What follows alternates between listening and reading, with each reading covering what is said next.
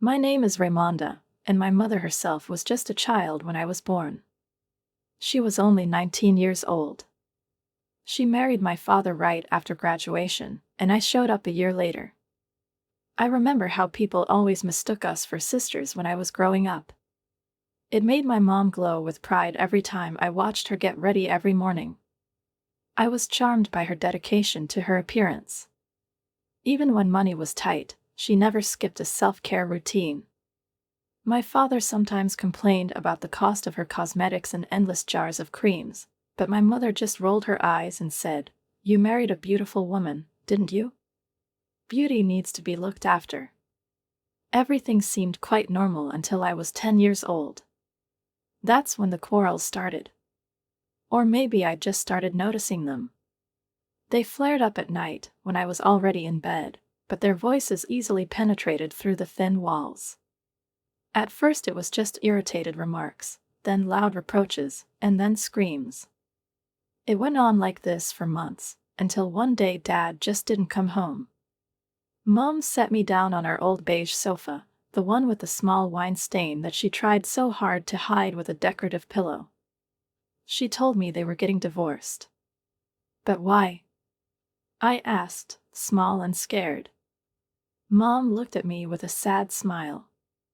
"Sometimes adults just can't live together anymore, honey," she replied. But her eyes were distant, as if she was already considering her next move. "You're staying with me. Everything will be fine, you'll see." That's when the parade of uncles began. Mom increasingly left me at Aunt Sarah's under the pretext that she needed some adult time. "You understand, don't you, honey?" I didn't quite understand. Not quite. But she nodded anyway. Aunt Sarah tried to make our evenings fun by baking cookies with me, helping with homework, and telling stories. But I wasn't stupid. I knew that Mom was dating men, trying to find me a new dad, as she sometimes said after a few glasses of wine. The first serious guy lasted 3 months, until he found out that his mother had a daughter. I overheard them arguing through the wall of my room. "You've been lying to me all this time." He screamed like a child. "Actually," Mom said, confused, "I was going to tell you." "The right time was 3 months ago," he said through his teeth. I heard the door slam.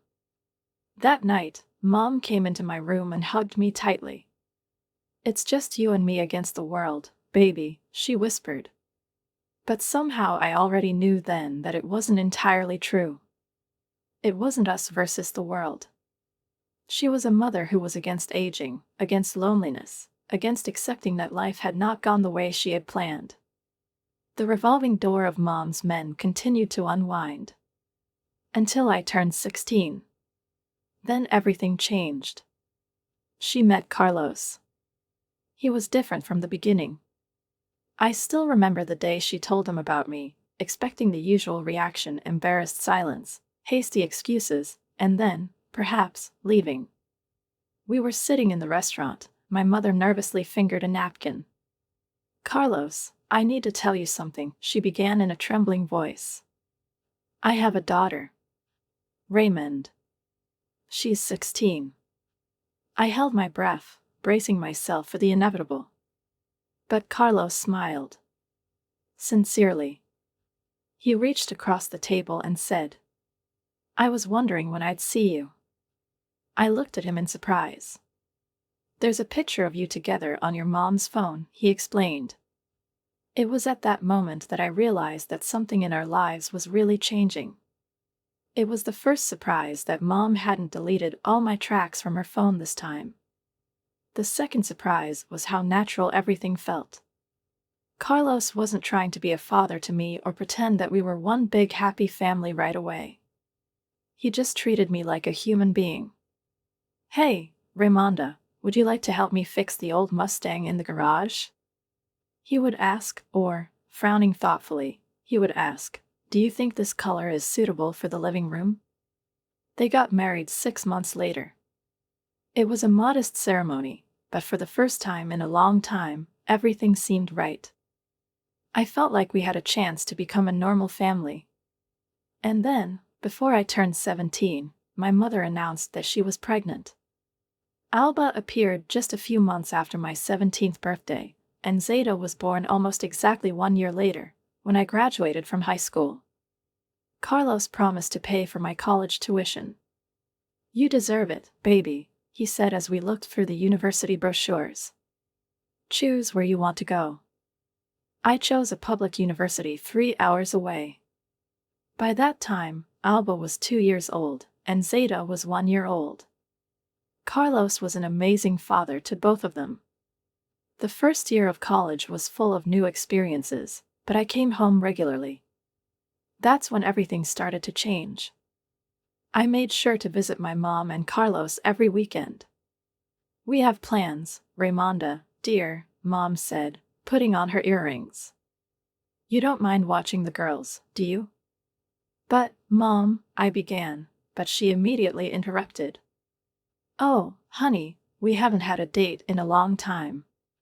You know how hard it is with 2 kids. I just wanted to spend time with Alba and Zeta while I'm at home. I thought we were going to watch a movie.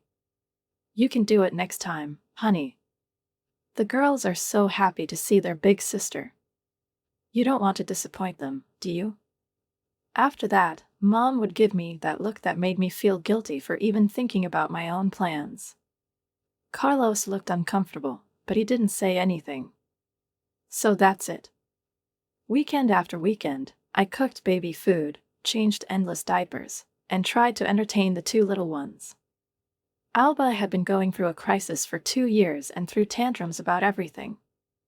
Zeta was just learning to walk and tried to bump into everything. I loved my sisters. Honestly. But I was 19. I went to college. My schedule was packed with studies, and my visits home turned into grueling babysitter shifts, between nighttime feedings, diaper changes, and endless vigilance so that the babies wouldn't hurt themselves. I returned to campus more tired than when I left. One Sunday evening, when the girls finally fell asleep, I decided. "I need to talk to both of you," I said, sitting down across from Mom and Carlos. Mom looked up from her phone. Carlos put the cup on the table.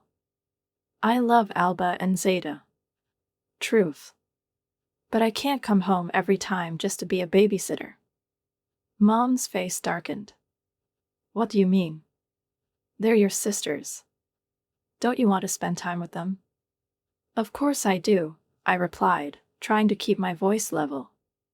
"But I'm a college student. I also need time to see my friends and relax. Every weekend, when I come home, I leave even more exhausted than I was before." Carlos nodded thoughtfully. "She's right, Danila," he said finally. "Raimonda is still young. She should enjoy her college years. We could hire a babysitter for our dates. I know a couple of reliable people at work." Mom abruptly removed her hand from his arm and looked at him as if he had just betrayed her. "A babysitter? What is it?" she asked with an icy laugh. "Do you want someone else's woman to babysit my kids while my own daughter is hanging out with her friends?" "I'm not hanging out, Mom," I sighed, already anticipating what this would lead to. "Oh, you're not hanging out?" Her eyebrows arched. "Then what are you doing? Are you studying? Having fun? Have you forgotten what it means to be part of a family?" "Mom, I'll always be a part of the family, but I can't replace your babysitter." I clenched my hands into fists to keep from screaming. "So you want to leave us?" Mom narrowed her eyes. "Do you want to leave your sisters for your parties?"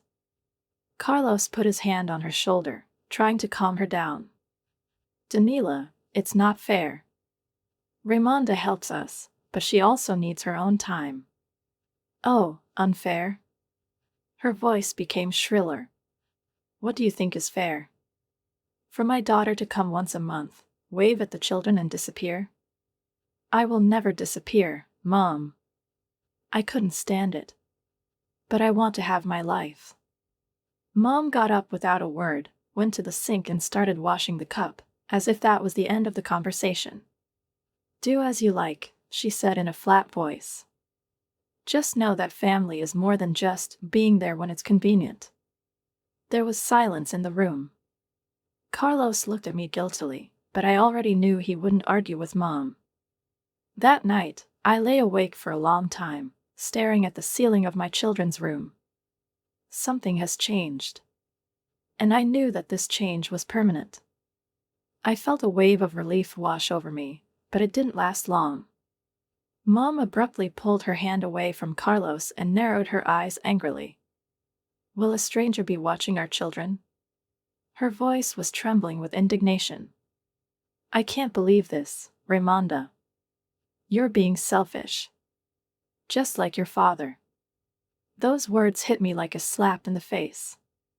It was the last weekend I spent at home during college. I kept calling to see how the girls were doing, but I stopped driving back. Mom's guilt-inducing messages have become commonplace. "Your sisters keep asking where you are. I don't think family means anything to you anymore." Years have passed. I graduated in business and got a job as a junior manager at a company in my hometown. The salary was low, but it was enough to rent a small studio apartment. I hoped that now that there was a distance between my mother and me, the relationship would be able to improve. But then there was a commotion. Mom and Carlos got divorced. Without warning, without explanation. It's just that one day my mom called me and casually said, "It's over." The girls, who were 5 and 4 years old at the time, stayed with her. Carlos agreed to pay generous alimony. I should have known what would happen next. It all started with an innocent request. "Raimonda, could you look after the girls this Saturday? I have an important meeting." But soon this meeting turned into a date. History began to repeat itself. Every weekend, without exception, Mom brought Albu and Zeta to me. I worked 60 hours a week, took extra shifts, trying to climb the career ladder. My rare weekends were supposed to be spent relaxing, meeting friends, getting enough sleep, or even maybe going on a date. But instead, I built pillow fortresses, settled sisterly quarrels, and cooked children's dinners. And Mom lived her life. "The worst thing you can say," she once remarked, smiling, "is that you can't say no." I really couldn't. How could I refuse when Alba looked at me with her huge brown eyes and asked me to bake cookies together? How could I turn away when Zeta was curled up in my lap, holding out her favorite book, begging me to read it? They were innocent of all this. Just like I used to be. One day, after a sleepless night with the girls, I picked up my phone and opened my mom's social media. What I saw made my blood run cold. Her profile was filled with photos from bars, restaurants, yoga studios. Alba and Zeta were not there. It was as if they just didn't exist in her world. I scrolled down, desperately trying to find something. And I came across a single photo. Last summer, in a cafe. Caption: "Such a great dinner date. Guess if this is my sister or daughter." The play unfolded in the comments. "Oh my God, Daniela, you look too young to have such an adult daughter. You're definitely aging backwards. You look younger than her." I laughed. But it was an empty laugh. Reality hit me like a ton of bricks. Mom did to them what she used to do to me. She hid her children to look younger. To make yourself more attractive to potential partners. History didn't just repeat itself. She was getting worse. Carlos called me regularly. He always asked how the girls were, how they were doing, if they needed anything. "How are they, Raimonda?" There was genuine concern in his voice. I tried to answer calmly, but with each conversation it became more difficult for me. "They're fine, Carlos." But were they really okay? Daniela doesn't tell me anything else. I hated lying. "They're fine, Carlos. Mom takes good care of them." The words tasted bitter, like rancid coffee, but I could hear my mom's warning in my head. Don't you dare say anything to Carlos. He's just going to try to take the girls away. I didn't know if it was true. But the day came that changed everything. I went to my mom's house without warning, my hands loaded with bags of fruits, cookies, and yogurts, which Alba and Zeta loved. As soon as I crossed the threshold, the girls immediately attacked the bags, as if they hadn't eaten in days. Something was wrong. I went into the kitchen and opened the fridge. I felt sick. A half-empty bottle of milk, a package of eggs on one shelf, several jars of spices, and nothing else. I opened the cupboards. The same. The shelves were almost empty, except for a box of pasta in the far corner. I went out into the hallway and clenched my fists. Mom! I burst into her bedroom. She was standing in front of the mirror in a new dress, lovingly smoothing the fabric over her hips. Why is there no food in the house? I blurted out. What do the girls eat? She lifted her chin, as if showing me her newly toned neck. Don't be so dramatic, Raimonda, she said wearily. I needed to work on myself a little bit. Alimony is only temporary. I stared at her. Did you spend money on plastic surgery? She sighed, as if this was the most boring topic in the world. This is an investment in our future. As soon as I find a rich husband, the girls will have everything. I gritted my teeth, clutching the phone in my hand. I'm calling Carlos right now. Mom turned to me sharply, her face contorted with fear. Please, Raimonda, her voice suddenly became soft. It won't happen again. I'll go grocery shopping tomorrow. Please don't tell Carlos. I slowly put the phone away, but my hands were shaking with rage. Mom, if I find out that you're neglecting them again. I looked her straight in the eye. I'll tell Carlos everything. No more secrets. She didn't say anything. A month has passed. I thought that Mom would change after that conversation, but one evening she showed up at my apartment. Her face was pale, there was no makeup, and her hair hung lifelessly at her sides. Raimonda, dear. Her voice was weak. I need your help. I clutched the phone. What happened? I need to go to the hospital for an emergency operation. She pressed her hands to her stomach. It's urgent. My heart started pounding. An operation? What did the doctors find? It's just something that requires immediate intervention. She licked her lips, not looking me in the eye. Please, I have no one else to turn to. I looked at Albu and Zeta. They stood side by side, clutching small backpacks.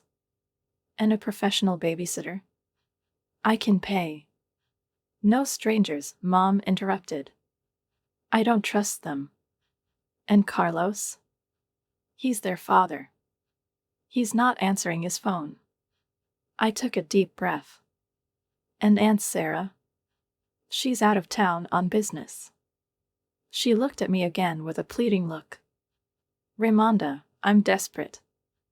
I closed my eyes, mentally cursing the situation. What choice did I have? Let me call my boss, I sighed. I reached for my phone. I had to take unpaid leave, but my job was reliable. The first day was exhausting. The girls were restless, moody, as if they felt tension. Alba was throwing tantrums about everything. I wanted another cup. Why is the sandwich square? I wanted triangles. Zeta, seeing her sister in tears, immediately joined in. I was sitting in the middle of the kitchen, trying to talk them into calming down. I loved them. But it was hard for me. I looked at the phone. There's no news from Mom. By the second day, I was literally suffocating with fatigue. I was tossing between cooking, doing laundry, cleaning up endless messes, and trying to entertain the girls. I barely had time to catch my breath. Finally, when I put them to bed, my phone rang. Hi, Raimonda, the voice of my friend Zita, who lived near my mother's house, came over the speaker. Hi, Zita, what happened? Some kind of party at your mom's. There's loud music, cars are parked everywhere, garlands are hung. It probably took several hours to install them. Is it someone's birthday? I froze. That's impossible, I said slowly. My mom's in the hospital. She's undergoing surgery. The girls are here with me. You must be looking at the wrong house. Raimonda, Zita said carefully, I'm standing by the window. I see your mom. The red front door. The music is so loud that I can hear it even from my house. It's definitely a party. My hands were shaking so much that I could barely hold the phone. I tried to call my mom. 1 time, 2. 5. Voicemail. Something was wrong. I opened her social media page. Nothing new. Just selfies and inspirational quotes. But then I remembered her best friend Janet. Janet was broadcasting her life live. I went to her page and immediately came across a stream. Oh my God, guys. Janet's voice came over the speakers. I'm so glad to be here. We're celebrating my best friend's engagement. The camera panned Mom's living room. I almost didn't recognize her. It was decorated with twinkling lights and flowers. Dozens of people were laughing and raising glasses of champagne. And then I saw my mom. Gorgeous red dress, loose hair, smile full of happiness. She looked nothing like the woman who begged me to help a few days ago. I couldn't believe it. I whispered to myself. No. It's impossible. In the next room, the girls were sleeping peacefully, not knowing that their mother had deceived us all. I had to act fast. I called Aunt Sarah first. Sarah, you left town, didn't you?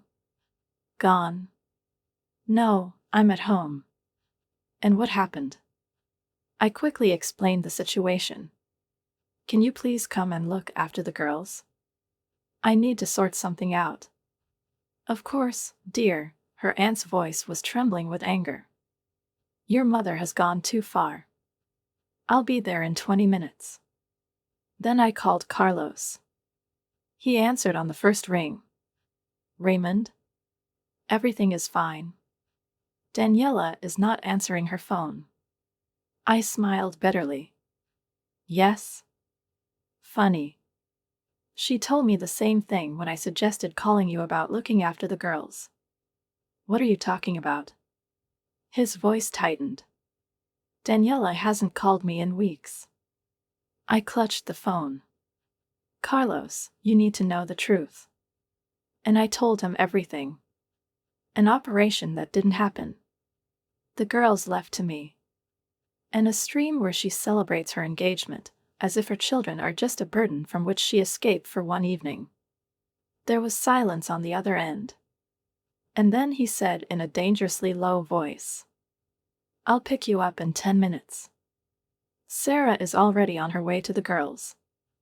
Good. It's time for us to have a family meeting. Those 10 minutes seemed like hours. I paced around the apartment, alternately furious and distrustful. When Carlos' car pulled up, I was already waiting for him by the road. His knuckles were white on the steering wheel. I knew something was wrong, he said, staring straight ahead. She's been acting weird lately. I should have pushed harder. The music could be heard from the middle of the block. Cars lined the street, and light from every window flooded the sidewalk. I took a deep breath. Ready? Carlos nodded silently. We got out of the car and headed for the house. Carlos parked right in the driveway, blocking several cars. We could see everything through the front window. Mom was standing in the center of the room in the arms of a man I'd never seen before. He looked young. much younger than her. As we watched, she pulled him into a passionate kiss. The guests cheered them on and raised their glasses. To Daniela and Bruno. Someone shouted, "May you have the ending of the fairy tale that you deserve." If only they knew what this fairy tale cost her children. Carlos and I walked right into the house without even knocking. The music was still blaring, but the conversations had died down. Mom froze. Her champagne glass slipped from her fingers and smashed on the parquet floor. Raimonda. Carlos. Her face went from crimson to deathly pale in a matter of seconds. "What are you doing here?" I crossed my arms over my chest. "Funny, I was going to ask you the same thing. Shouldn't you be in the hospital? In an emergency operation?" The young man next to her, Bruno, I assumed, looked confused. "What is she talking about?" "Oh, you don't know each other?" I stepped forward. "I'm Raimonda. Her daughter. The one she apparently didn't consider it necessary to invite to her engagement party." Bruno's face lit up. "Daughter? Why didn't you invite her, Daniela?" He turned to my mom and warmly extended his hand to me. "Glad to meet you. I really wanted to know more about your life." I chuckled. "Then you'll like it." I took out my phone and opened one of the few photos that Mom hadn't had time to delete. She was on the screen with Alba and Zeta in the park. "These are your future stepdaughters. Alba is 5. There are 4 Zets." I turned the screen to Bruno. His face instantly darkened. "Do you have 2 more children?" He turned slowly to his mother. "Little kids?" Mom stepped forward and reached for his hand. "Bruno, dear, can I explain?" "Explain what?" "That you were going to give me 2 kids after I clearly told you that I wasn't ready for that?" "I'm 28, Daniela. I told you that I want to build a career first, travel. They are almost never around." Mom looked at him pleadingly. "Their dad picks them up most of the time." Carlos cut her off abruptly. "That's a lie." Mom froze. "Raimonda watched them every weekend while you went on dates." His voice was icy. "And now you've dumped them on her with fake medical records to throw a party." The guests began to back away to the door, anticipating the impending explosion. Bruno looked like he'd been punched. "This is crazy," he shook his head. "Complete deception." He took a step back.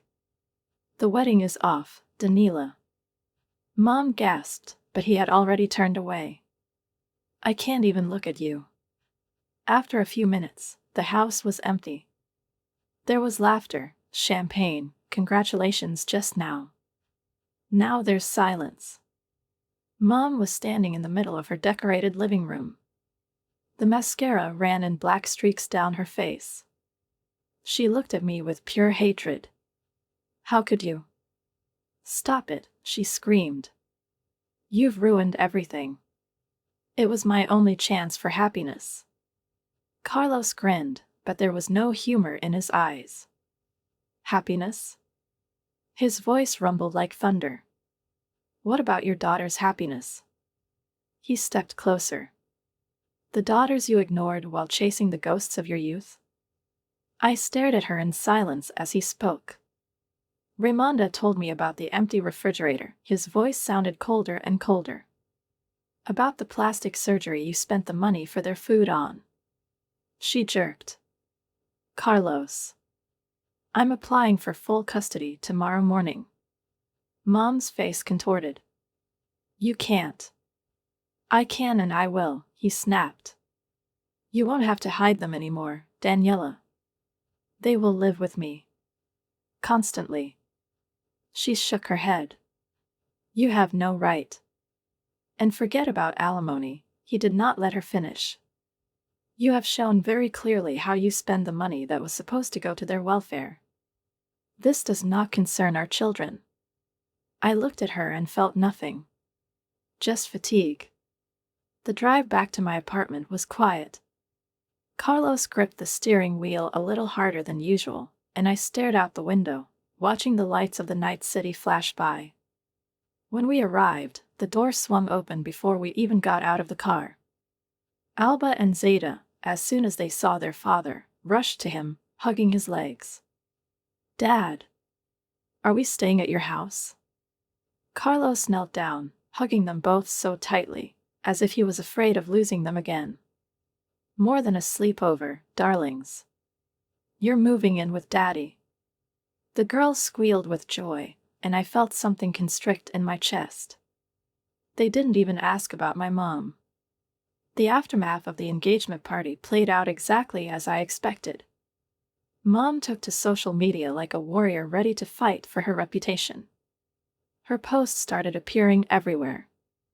My own daughter betrayed me. Out of envy. She couldn't stand the sight of her mother happy and in love. A toxic daughter. Betrayal. I couldn't stay silent. I left simple, factual comments under each of her posts. "You told me you were going to have an emergency operation, and you threw an engagement party. You spent money on food for your kids for plastic surgery. You left your daughters with me every weekend while you were dating men." And people started to see the truth. The family had to take sides. But, contrary to my mother's expectations, most turned out to be mine. Aunt Sarah spoke first. "Danila, we've watched you neglect your children for years." Raimonda defended her sisters when no one else was doing it. And then the trial began. I'll never forget that day. I sat in the cold courtroom, watching my mother desperately try to maintain her immaculate appearance, even as Carlos' lawyer methodically destroyed her image. The financial reports were relentless. Page after page of expenses. Numbers appeared on the projector screen. Botox and fillers, $5,000. Breast augmentation, $8,000. Laser correction, $3,000. Personal trainer, $1,800. Designer clothes, thousands of dollars. And then the contrast. Children's clothing, $200 for 3 months. School supplies, $300. Groceries cost an average of $1,150 per month. When it was my turn to testify, Mom didn't even look at me. I told the court everything. About the empty refrigerator. About the constant requests to look after the girls under false pretenses. About how she hid her children from potential boyfriends. The judge did not hesitate for long. The decision was swift and unequivocal. My mother was deprived of her parental rights. She ran out of the courtroom without even turning around. That was 6 months ago. Mom doesn't talk to me anymore. Now I am a traitor to her. Sometimes she still posts on social media, calling me a terrible daughter who ruined her life. I stopped reading. But I've heard through rumors that she's living with Janet now. Carlos took the house he'd been paying for all these years, and Mom had to move out. It's probably easier for her now, I once told Carlos, watching Alba and Zeta play in his yard. He squeezed my shoulder. Their loss is an acquisition. And he was right. The girls were thriving.